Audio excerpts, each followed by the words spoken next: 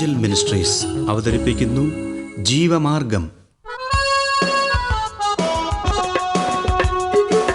സർവലോകവും നേടിയാലും സമ്പത്ത് കുന്നുപോൽ കൂട്ടിയാലും ജുർമിക്കും ലോകത്തിൽ വാഴും. ജീവമാർഗം പ്രോഗ്രാമിലേക്ക് ഏവർക്കും സ്വാഗതം. ഇന്ന് നമ്മോട് ദൈവവചനത്തിൽ നിന്ന് സംസാരിക്കുന്നത് ബ്രദർ ഐപ്പ് ചെറിയാൻ, ബാംഗ്ലൂർ. പ്രാർത്ഥനയോടെ ഈ സന്ദേശം ശ്രവിച്ചാലും. അപ്പോസ്തല പ്രവൃത്തികൾ എഴുതിയ ലൂക്കോസിന് പ്രസംഗങ്ങളോട് ഒരു പ്രത്യേക താല്പര്യമുണ്ട്. അതുകൊണ്ടാണ് അപ്പോസ്തല പ്രവൃത്തികളിൽ പല പ്രസംഗങ്ങളും താൻ എഴുതിയിരിക്കുന്നത്. എന്നാൽ അതിലേറ്റവും ദീർഘമുള്ള പ്രസംഗമാണ് നാം ഇപ്പോൾ ചിന്തിച്ചുകൊണ്ടിരിക്കുന്നത്. അത് 7-ാം അധ്യായത്തിലുള്ള സ്തേഫാനോസിൻ്റെ പ്രസംഗമാണ്. ആ പ്രസംഗത്തിൻ്റെ പല പ്രത്യേകതകളെക്കുറിച്ചും ഞാൻ ഇതിനു മുമ്പ് പറഞ്ഞിരുന്നു. ചെറുപ്പക്കാരനായ സ്തേഫാനോസിന് അഗാധമായ തിരുവചന പാണ്ഡിത്യമുണ്ടായിരുന്നു എന്ന് ഈ പ്രസംഗം കേട്ടാൽ നമുക്ക് മനസ്സിലാകും. തനിക്കെതിരെ ഉണ്ടായിരുന്ന 4 ആരോപണങ്ങൾക്ക് മറുപടിയായിട്ടാണ് താൻ ഈ പ്രസംഗം ചെയ്തത്. ദൈവത്തിന് വിരോധമായി സംസാരിച്ചു, മോശയ്ക്ക് വിരോധമായി സംസാരിച്ചു, ദേവാലയത്തിന് അല്ലെങ്കിൽ വിശുദ്ധ സ്ഥലത്തിനെതിരെ സംസാരിച്ചു, അതുപോലെ ന്യായപ്രമാണത്തിനെതിരെ സംസാരിച്ചു. ഇതൊക്കെയായിരുന്നു തൻ്റെ ഉള്ള ആരോപണം. ആ ആരോപണങ്ങൾക്ക് താൻ എങ്ങനെയാണ് മറുപടി പറയുന്നത് എന്നാണ് ഈ പ്രസംഗത്തിൽ നാം കാണുന്നത്. ഞാനതിൻ്റെ 37-ാം വാക്യം ഒന്ന് വായിക്കട്ടെ. ദൈവം നിങ്ങളുടെ സഹോദരന്മാരിൽ നിന്ന് എന്നെപ്പോലെ ഒരു പ്രവാചകനെ നിങ്ങൾക്ക് എഴുന്നേൽപ്പിച്ചു തരും എന്ന് ഇസ്രായേൽ മക്കളോട് പറഞ്ഞ മോശ അവൻ തന്നെ. സീനായ് മലയിൽ തന്നോട് സംസാരിച്ച ദൂതനോടും നമ്മുടെ പിതാക്കന്മാരോടും കൂടെ മരുഭൂമിയിലെ സഭയിൽ ഇരുന്നവനും നമുക്ക് തരുവാൻ ജീവനുള്ള അരുളപ്പാട് ലഭിച്ചവനും അവൻ തന്നെ. നമ്മുടെ പിതാക്കന്മാർ അവന് കീഴ്പ്പെടുവാൻ മനസ്സില്ലാതെ അവനെ തള്ളിക്കളഞ്ഞ് ഹൃദയം കൊണ്ട് മിസ്രൈമിലേക്ക് പിന്തിരിഞ്ഞു. അഹരോനോട് ഞങ്ങൾക്ക് മുമ്പായി നടപ്പാൻ ദൈവങ്ങളെ ഉണ്ടാക്കി തരിക, ഞങ്ങളെ മിസ്രൈമിൽ നിന്ന് നടത്തിക്കൊണ്ടുവന്ന ആ മോശയ്ക്ക് എന്ത് സംഭവിച്ചു എന്ന് ഞങ്ങൾ അറിയുന്നില്ലല്ലോ എന്ന് പറഞ്ഞു. അന്നേരം അവർ ഒരു കാളക്കുട്ടി ഉണ്ടാക്കി ആ ബിംബത്തിന് ബലി കഴിച്ചു, തങ്ങളുടെ കൈപ്പണിയിൽ ഉല്ലസിച്ചു കൊണ്ടിരുന്നു. ദൈവവും പിന്തിരിഞ്ഞ് ആകാശത്തിലെ സൈന്യത്തെ ആരാധിപ്പാൻ അവരെ കൈവിട്ടു. ഇസ്രായേൽ ഗൃഹമേ, നിങ്ങൾ മരുഭൂമിയിൽ എനിക്ക് 40 സംവത്സരം ഹനനയാഗങ്ങളും ഭോജനയാഗങ്ങളും അർപ്പിച്ചുവോ? നിങ്ങൾ നമസ്കരിപ്പാൻ ഉണ്ടാക്കിയ സ്വരൂപങ്ങളായ മേലക്കിൻ്റെ കൂടാരവും രേഫാൻ ദേവൻ്റെ നക്ഷത്രവും നിങ്ങൾ എടുത്തു നടന്നുവല്ലോ. എന്നാൽ ഞാൻ നിങ്ങളെ ബാബേലിനപ്പുറം പ്രവസിപ്പിക്കും എന്ന് പ്രവാചകന്മാരുടെ പുസ്തകത്തിൽ എഴുതിയിരിക്കുന്നുവല്ലോ. നീ കണ്ട മാതിരിക്കൊത്തവണ്ണം തീർക്കണമെന്ന് മോശയോട് അരുളി ചെയ്തവൻ കൽപ്പിച്ചതുപോലെ നമ്മുടെ പിതാക്കന്മാർക്ക് മരുഭൂമിയിൽ സാക്ഷ്യ കൂടാരം ഉണ്ടായിരുന്നു. നമ്മുടെ പിതാക്കന്മാർ അത് ഏറ്റുവാങ്ങി ദൈവം നമ്മുടെ പിതാക്കന്മാരുടെ മുമ്പിൽ നിന്ന് നീക്കിക്കളഞ്ഞ ജാതികളുടെ അവകാശത്തിലേക്ക് യോശുവയുമായി കൊണ്ടുവന്ന് ദാവീദിൻ്റെ കാലം വരെ വെച്ചിരുന്നു. അവൻ ദൈവത്തിൻ്റെ മുമ്പാകെ കൃപ ലഭിച്ചു. യാക്കോബിൻ്റെ ദൈവത്തിന് ഒരു വാസസ്ഥലം ഉണ്ടാക്കുവാൻ അനുവാദം അപേക്ഷിച്ചു. ശലോമോൻ അവന് ഒരു ആലയം പണിതു. അത്യുന്നതൻ കൈപ്പണിയായതിൽ വസിക്കുന്നില്ല താനും. സ്വർഗം എനിക്ക് സിംഹാസനവും ഭൂമി എൻ്റെ പാദപീഠവുമാകുന്നു. നിങ്ങൾ എനിക്ക് പണിയുന്ന ആലയം ഏതു വിധം, എൻ്റെ വിശ്രാമ സ്ഥലവും ഏത്? ഇതൊക്കെയും എൻ്റെ കൈയല്ലയോ ഉണ്ടാക്കിയത് എന്ന് കർത്താവ് അരുളി ചെയ്യുന്നു എന്ന് പ്രവാചകൻ പറയുന്നുവല്ലോ. മോശയ്ക്കെതിരായി സംസാരിച്ചു എന്നതാണ് ഒരു ആരോപണം. ആ മോശയെക്കുറിച്ച് താൻ 37-ാം വാക്യത്തിൽ പറയുന്നത് ഈ മോശയോടാണ് ദൈവം പറഞ്ഞ്, ഞാൻ നിന്നെപ്പോലെ ഒരു പ്രവാചകനെ എഴുന്നേൽപ്പിക്കും. ആ പ്രവാചകൻ ആരാണ്? അത് കർത്താവായ യേശു ക്രിസ്തുവാണ് എന്ന് സ്തേഫാനോസിനറിയാം. ഈ കേട്ടു നിൽക്കുന്ന പലർക്കും അറിയാം. പക്ഷേ അത് അവർ സമ്മതിക്കില്ല. പിന്നെ ദൈവം സീനായ് മലയിൽ വെച്ച് മോശയോട് സംസാരിച്ചു. എങ്കിലും മോശയുടെ വാക്ക് കേൾക്കാൻ നമ്മുടെ പിതാക്കന്മാർ തയ്യാറായില്ല. അപ്പോൾ മോശയെ തള്ളിക്കളഞ്ഞത്, മോശ പറഞ്ഞ കാര്യങ്ങൾ തിരസ്കരിച്ചത് ഞാനല്ല. സ്തേഫാനോസ് പറയാണ് ഞാനല്ല. തനത് പറഞ്ഞില്ല, പക്ഷെ അതിൻ്റെ അർത്ഥം അതാണ്. നിങ്ങളുടെ പിതാക്കന്മാർ, നമ്മുടെ പിതാക്കന്മാർ, അവരാണ് തള്ളിക്കളഞ്ഞത്.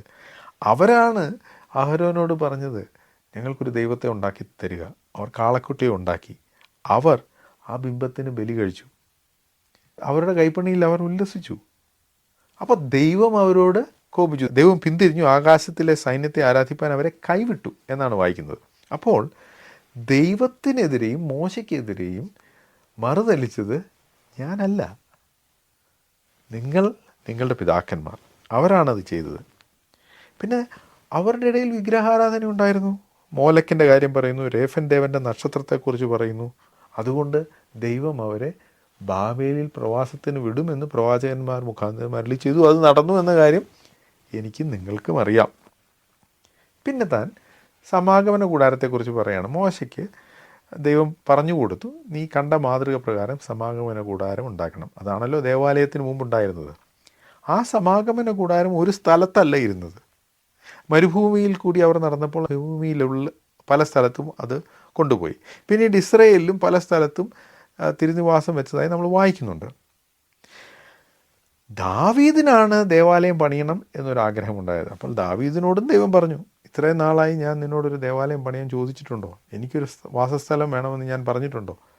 ഈ കണ്ട പ്രപഞ്ചത്തെ മുഴുവൻ ഉണ്ടാക്കി എന്നെ ഒരു ദേവാലയത്തിൽ ഒതുക്കാൻ സാധിക്കുമോ? ദൈവം ചോദിച്ച ചോദ്യമാണ്. ആ ചോദ്യം സ്തേഫാനോസ് ഇപ്പോഴും ചോദിക്കുന്നു. ആ ചോദ്യം പ്രസക്തമാണ്. നിങ്ങൾ പറയുന്ന ഈ ദേവാലയത്തിൽ ഒതുങ്ങുന്നവനാണോ ദൈവം? അല്ല എന്ന് നിങ്ങൾക്കും അറിയാം. എങ്കിലും ദൈവം ഒരാലയം പണിയാൻ അവനെ അനുവദിച്ചു. അതോടൊപ്പം തന്നെ ദൈവം പറഞ്ഞു, അല്ലെങ്കിൽ ശലോമോനും പറഞ്ഞു, ഈ ദൈവത്തെ ഈ ദേവാലയത്തിനുള്ളിൽ ഒതുക്കുവാൻ സാധിക്കുകയില്ല, അവൻ അതിൽ കുടികൊള്ളുന്നവനല്ല. അപ്പോൾ സ്തേഫാനോസ് തനിക്കെതിരെ ഉന്നയിച്ച ആരോപണങ്ങളെല്ലാം ഇസ്രയേൽ ജനത്തിൻ്റെ നേരെ തിരിക്കുകയാണ്.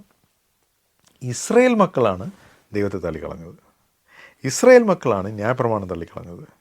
ഇസ്രയേൽ മക്കളാണ് തിരുനിവാസത്തിനെതിരെ പ്രവർത്തിച്ചത്.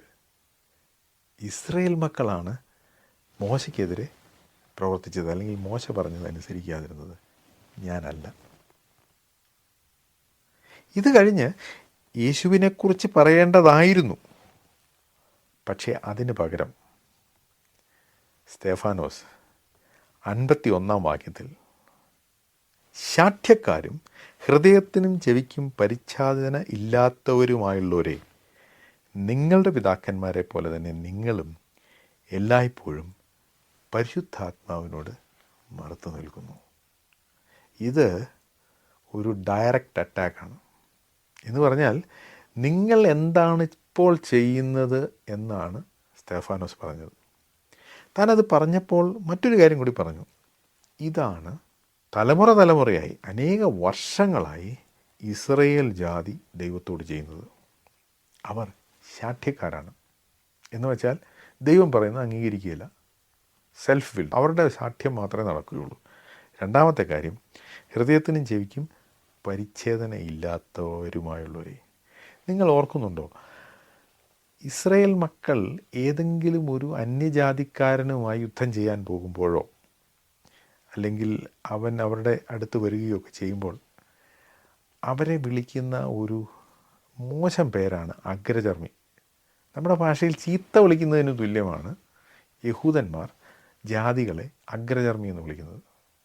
ദാവീദ് ഗോലിയാത്തുമായി യുദ്ധം ചെയ്യാൻ പോയപ്പോൾ യഹോവയുടെ നാമത്തെ ദുഷിക്കുന്ന ഈ അഗ്രചർമ്മി എന്നാണ് പറയുന്നത്. അപ്പോൾ അത് ഒരു മോശം വാക്കാണ്. എന്നാൽ ഇവിടെ സ്തേഫാനോസ് അഗ്രചർമ്മി എന്നല്ല ഉപയോഗിക്കുന്നത്, പരിച്ഛേദന ഇല്ലാത്തവർ എന്നാണ് ഉദ്ദേശിക്കുന്നത്, എന്നാണ് പറഞ്ഞിരിക്കുന്നത്. ഹൃദയത്തിനും ചെവിക്കും പരിച്ഛേദന ഇല്ലാത്തവർ. ഇത് സ്തേഫാനോസിൻ്റെ വാക്കല്ല, ഹൃദയ പരിച്ഛേദനയെക്കുറിച്ച് പ്രവാചക പുസ്തകത്തിൽ നമ്മൾ വായിക്കുന്നുണ്ട്. അപ്പോൾ നിങ്ങളാണ് പരിച്ഛേദന ഇല്ലാത്തവർ, നിങ്ങൾ അഗ്രചർമ്മികളാണ് എന്നാണ് വിളിക്കുന്നത്. നിങ്ങൾ മാത്രമല്ല, നിങ്ങളുടെ പിതാക്കന്മാരും. നിങ്ങളും എല്ലായ്പ്പോഴും പരിശുദ്ധാത്മാവിനോട് മറുത്തു നിൽക്കുന്നു. അപ്പോൾ ഇവർ ഉന്നയിച്ച ആരോപണങ്ങളെല്ലാം ഇവർക്കാണ് ചേരുന്നത് എന്നാണ് സ്തേഫാനോസ് സ്ഥാപിച്ചത്. എന്നിട്ട് ഞാൻ ചോദിക്കുന്ന ഒരു ചോദ്യം, 52 വാക്യം, പ്രവാചകന്മാരിൽ ഏവനെ നിങ്ങളുടെ പിതാക്കന്മാർ ഉപദ്രവിക്കാതിരുന്നിട്ടുള്ളൂ?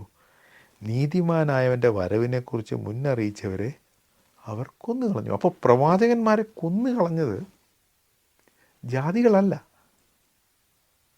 ബാബിലോണിയരല്ല, കൽദയരല്ല, പേർഷ്യക്കാരല്ല, യഹൂദന്മാരാണ്. ഇസ്രായേൽ മക്കളാണ് അവരുടെ പ്രവാചകന്മാരെ കൊന്നത്. കർത്താവ് പറഞ്ഞല്ലോ, നിങ്ങൾ പറയുന്നു ഞങ്ങളുടെ പിതാക്കന്മാരുടെ കാലത്ത് ഞങ്ങളുണ്ടായിരുന്നെങ്കിൽ പ്രവാചകന്മാരെ കൊല്ലുകയില്ലായിരുന്നു.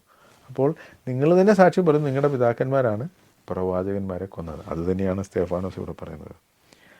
അവന് നിങ്ങളിപ്പോൾ ദ്രോഹികളും കൊലപാതകന്മാരും ആയിത്തീർന്നു. നിങ്ങൾ ദൈവദൂതന്മാരുടെ നിയോഗങ്ങളായ ന്യായപ്രമാണം പ്രാപിച്ചു എങ്കിലും അത് പ്രമാണിച്ചില്ല.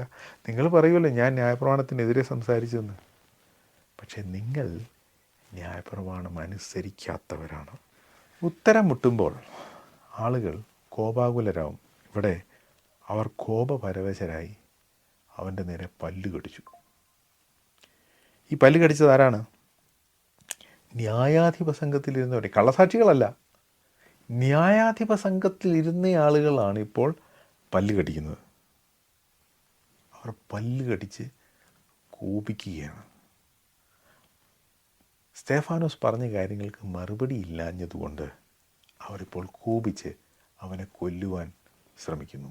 അതാണ് ഇനി നമ്മൾ അടുത്തതായി ചിന്തിക്കാൻ പോകുന്നത്. ഈ സന്ദേശം ശ്രദ്ധിച്ച എല്ലാ പ്രിയപ്പെട്ടവർക്കും കർത്തൃനാമത്തിൽ നന്ദി. ബൈബിൾ കറസ്പോണ്ടൻസ് കോഴ്സിൽ ചേർന്ന് പഠിക്കുവാൻ ആഗ്രഹിക്കുന്നവർ മേൽവിലാസം അയച്ചു തന്നാലും പ്രാർത്ഥനാ വിഷയങ്ങളും അറിയിക്കുമല്ലോ.